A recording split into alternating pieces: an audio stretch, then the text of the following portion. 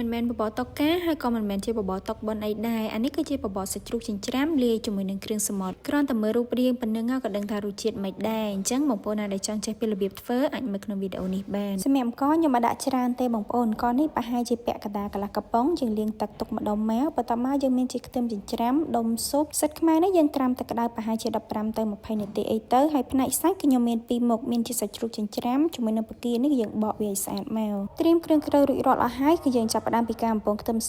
សនេះគឺខ្ញុំដាក់រៀងច្រើនណាបងប្អូនយើងពងមើលទៅវាឡើងក្រហមមកល្មមដួសវាទុកមកអានេះគឺយើងទុកដាក់ជាមួយបបរពេលយើងរៀបញ៉ាំមកបងប្អូនយើងទុកតែបន្តិចបាតខ្ទះបានហើយសម្រាប់យើងឆាអង្គសម្រាប់ការឆានេះគឺឆារៀងយូរដែរបងប្អូនប្រហែលជាខ្ទង់3ទៅ4នាទីអីទៅចាំដាក់គ្រឿងគឺដាក់មួយមុខបន្តិចមកខ្ញុំដាក់ទឹកត្រីបន្តិចស្ករបន្តិចជាមួយនឹងម្សៅស៊ុបបន្តិចឆាវាប្រហែលជាខ្ទង់2ទៅ3នាទីមើលទៅអង្គរបស់យើងឡើងឈ្ងុយឡើងស្រួយមកល្មមចាំយើងចាក់ទឹកសម្រាប់ទឹកនេះដាក់រៀងច្រើនបន្តិចក៏អត់អីដែរបងប្អូនព្រោះអីគឺយើងត្រូវរំងាស់អង្គរបស់យើងឲ្យវាឡើងរីចឹងណាបន្ទាប់ពីទឹកពុះហើយយើងដាក់ផ្សិតខ្មៅចូលហើយខ្ញុំបង់ដុំស៊ុបមួយដុំចូលដែរសម្រាប់អានេះគឺខ្ញុំរំងាស់អត់គ្រប់គម្របទេបងប្អូនទុកឲ្យវាឡើងរីអង្គមកល្មមតាមដែលយើងចូលចិត្តអញ្ចឹងទៅអានេះដោយសារតែវារីងទឹកចឹងហើយខ្ញុំបន្ថែមទឹកថែមទៀតហើយសម្រាប់ខ្ញុំអត់ចូលចិត្តបបរដែលរីទេបងប្អូនចឹងហើយគ្រាប់អង្គគឺខ្ញុំយកនៅរៀងមូលដែរមើលទៅអង្គរបស់យើងរីកមកល្មមគឺខ្ញុំមកចាប់ផ្ដើមឆាសាច់ឲ្យបងប្អូនយើងដាក់ខ្ទឹមសអំពង3-4កំពឹសទៅឡើងឈ្ងុយមកល្មមចាក់សាច់ជ្រូកចិញ្ច្រាំចូលឆាសាច់ជ្រូកនឹងឲ្យឆ្អិនសិនចាំយើងដាក់គ្រឿងសម្រាប់គ្រឿងក៏យើងអាចដាក់ច្រើនដែរបងប្អូនប្រេងខ្យងខ្ញុំដាក់1ស្លាបព្រាបាយទឹកត្រីកន្លះស្លាបព្រាបាយម្សៅស៊ុបកន្លះស្លាបព្រាកាហ្វេ